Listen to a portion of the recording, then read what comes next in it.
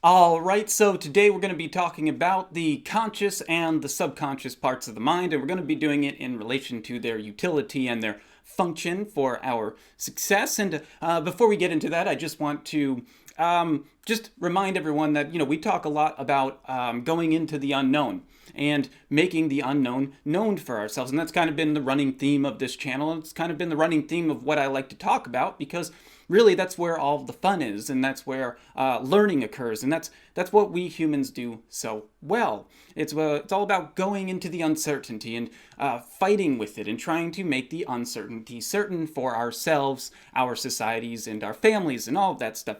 And that's what I want to keep in mind as we go into differentiating these two parts of the mind, the conscious part of the mind and the subconscious part of the mind, because as conscious beings like ourselves, how we perceive the subconscious part of the mind is weird. And it's hard to kind of put these things into words because how the subconscious part of the mind works is very different from how the conscious part of the mind works. And so that's what we're going to be talking about today. And I just wanted to reiterate that, keep it this idea of going into the unknown and making it known as part of this process because, well, that's what we do as conscious beings. Where we are actually going, what the unknown is the subconscious part of the mind. And that's what we end up doing battle with and possibly even taming. And that's what the dragon is. That's what Tiamat is, the subconscious part of the mind. That's where we have to go. Okay? So with that in mind, that's what we're going to do in this video. But first, let me just define what I mean by the conscious mind and the subconscious mind. And we're going to do it in terms of their function and utility for our success, for our future success. And so, starting with the conscious mind.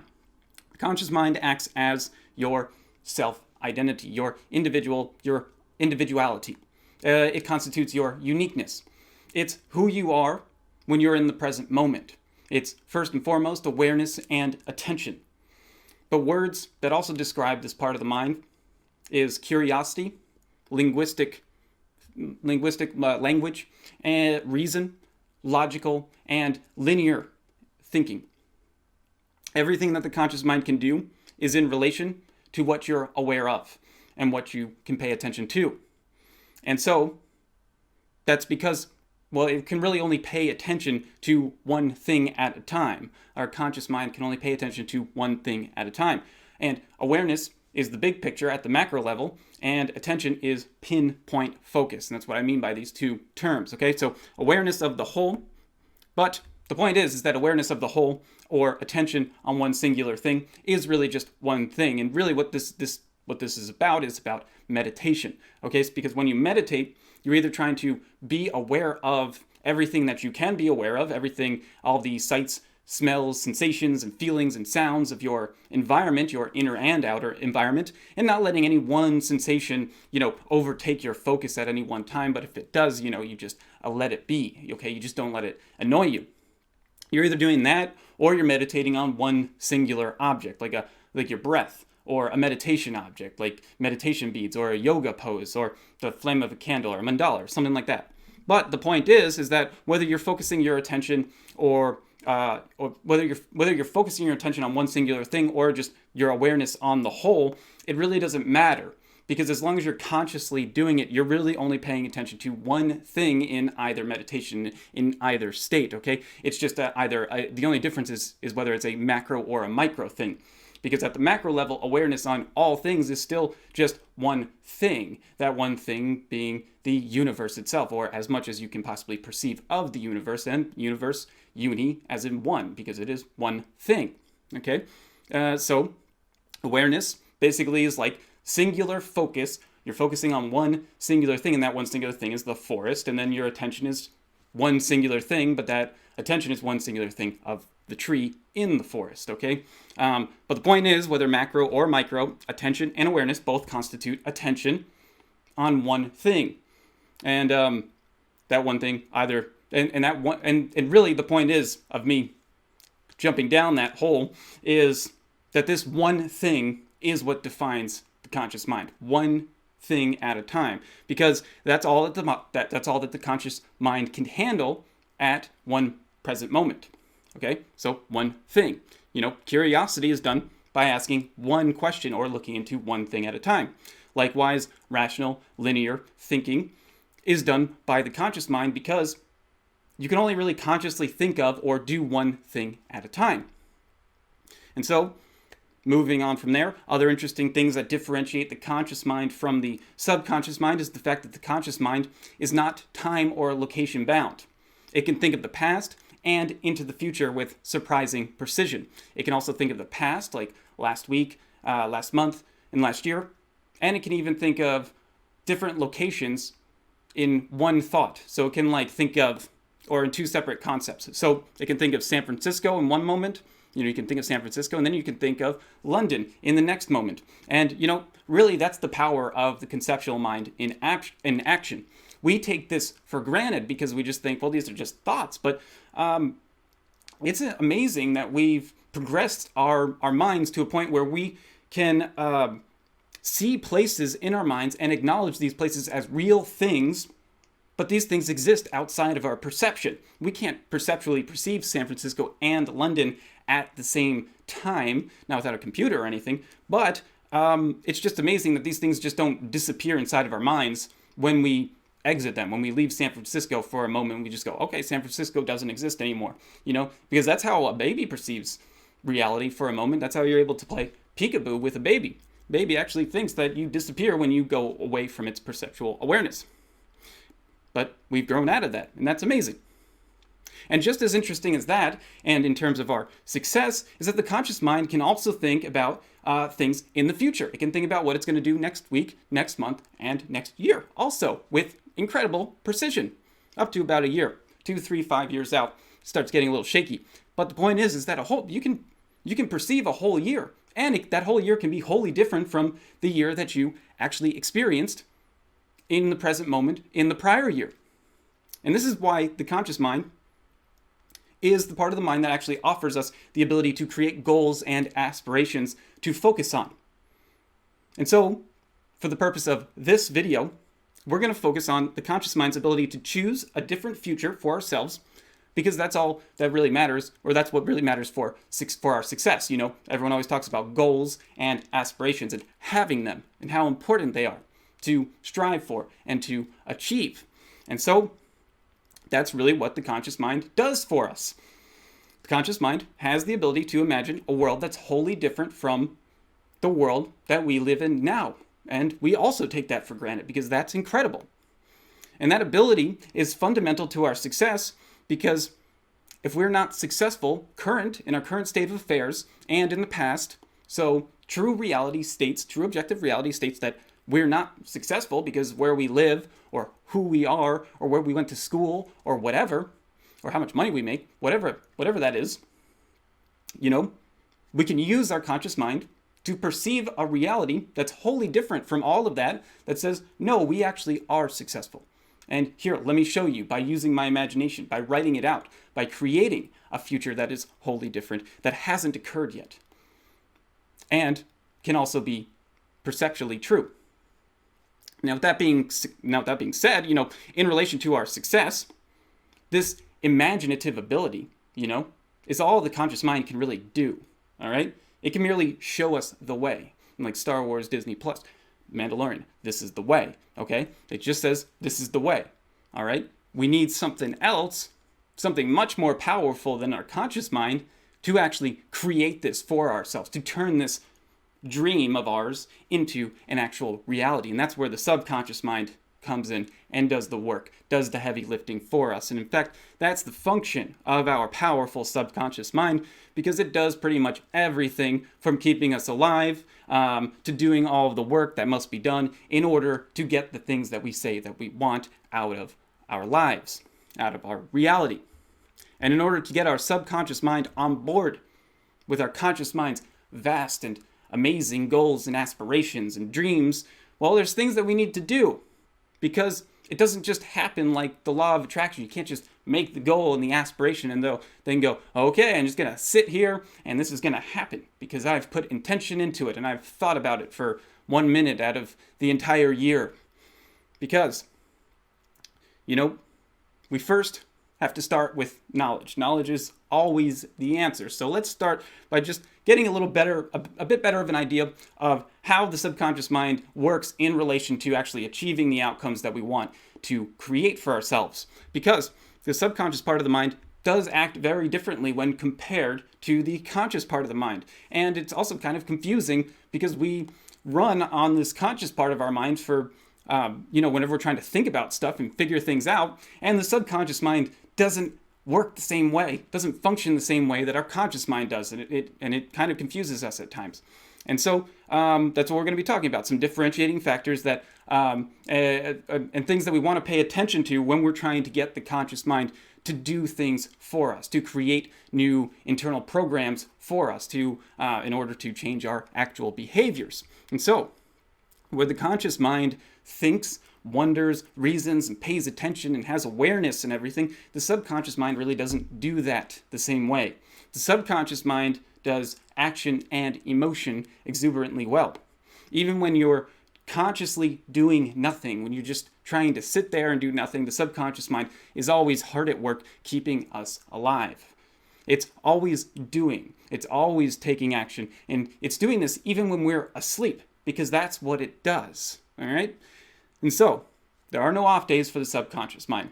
There are no sick days, there are no I don't feel like it days for the subconscious mind, because if the subconscious mind doesn't feel like it, then you die almost instantly without it. We need this guy, this thing, whatever it is, we need it there doing things for us constantly. And understand that the subconscious mind speaks most effectively through the language of action and emotion. Okay? So, it also performs and executes programs as habituated exercises. We've been talking about that for a while now. And so, the subconscious mind is always running and acts like a manager over our body, making sure that we breathe, making sure that the heart's still beating, and it only makes itself really aware of the conscious part of the mind when there's imminent danger afoot, okay? And, emotional, holistic, instinctual, veiled, habitual, and programmable are terms that describe the subconscious mind. And so for the purposes of this video, we're going to focus on the habitual and programmable nature of the subconscious, because the subconscious is where our habits are created. It's where our behavior is created. And this programming is held and controlled by the subconscious part of the mind. And as conscious beings, if we know this and if we're aware of this, we actually have control over these programs if we're able to know the code and how to change the code. And so we have control over this process. And that's an incredible power and ability to know that you have and to be aware of. And so with that in mind, there's two distinctions between how the subconscious and conscious mind acts that sometimes confuses conscious individuals like ourselves. And it happens when we're trying to interact with this very instinctual, very action, very emotional oriented part of our mind. And that is the idea that unlike the conscious mind, the subconscious mind cannot perceive time, and it takes in every aspect of experiential information, your experiences, and what information it gathers, what data structures it gathers from those experiences, as if it were true.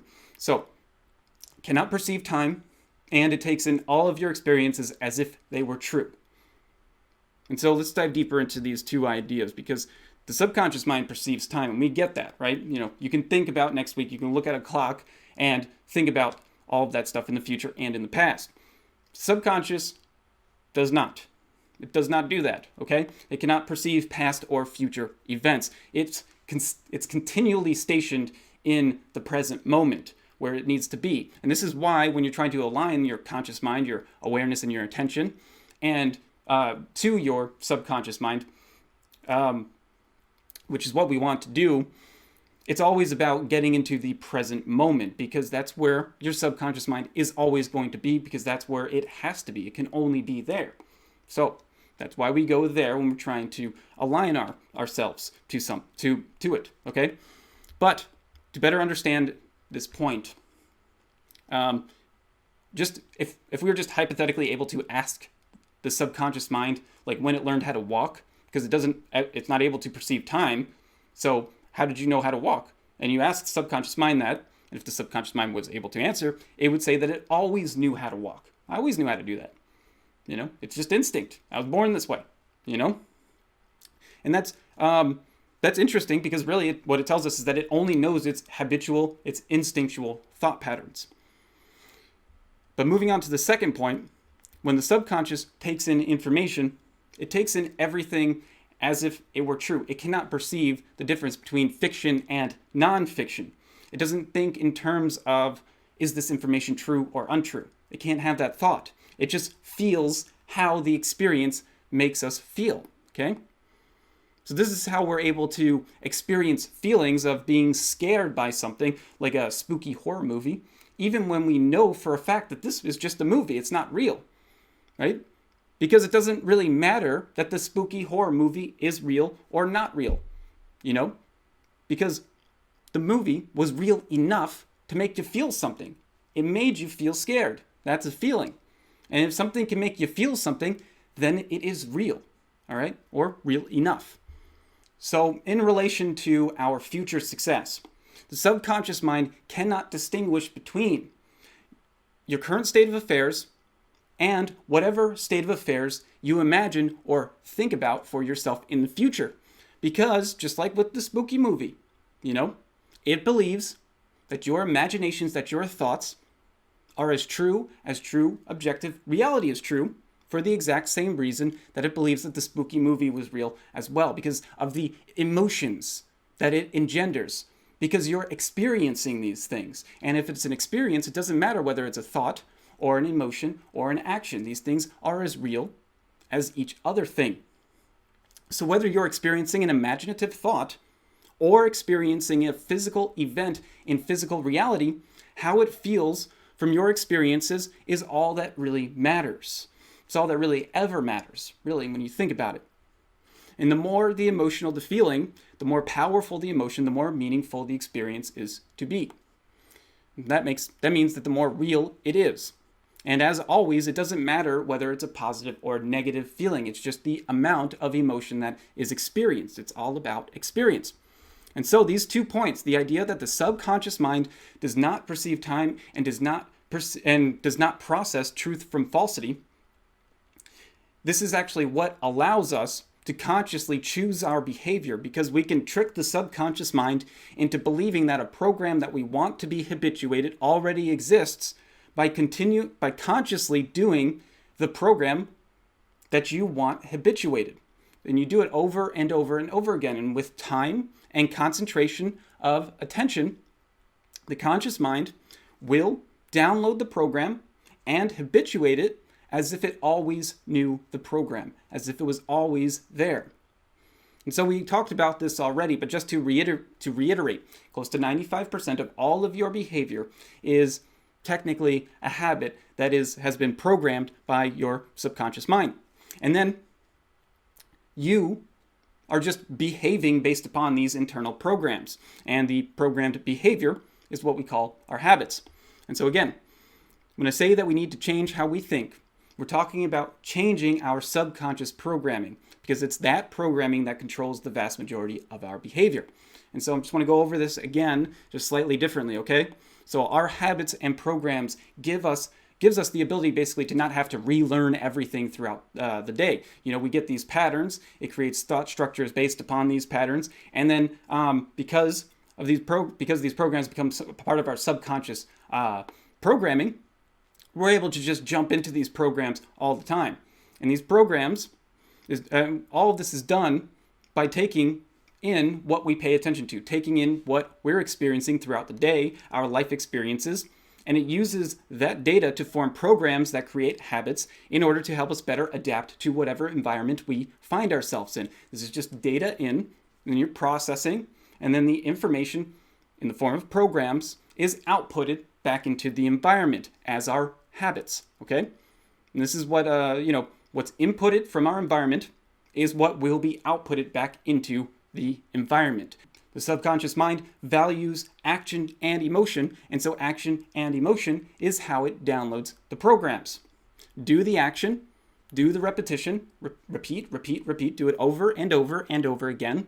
This is the installation process for us. This is how we install new programs. Okay? If you're doing it, if you're spending your valuable time and attention on it, then it must have meaning and purpose. And the more emotion put into this process, the faster the program installs and is habituated, because if you're feeling an emotion towards something, then it must also have meaning and purpose. The subconscious doesn't know what the meaning or purpose is. It doesn't care what the meaning or purpose is. It just experiences the action, experiences the feelings that the action engenders, and then it starts doing it for us over time. However, understand that there's this age-old programmer's idea of garbage in, garbage out. The process of habituation has been going on for our entire lives. We've been doing this for our entire lives, okay? And for the most part, it's been going on without our conscious mind knowing it. And so, it's very probable that you may have downloaded and installed some pretty bad programmings in your life. In fact, we all have probably many behaviors that can be detriments to our success, that could be sabotaging our lives. And, we know these things as bad habits, okay? In fact, because your subconscious programs are running your life, you may have programs that may very well be sabotaging your chances for success, and you may not even know it, okay? Because, it doesn't matter how conscious or aware you are about this process. It's going to be occurring.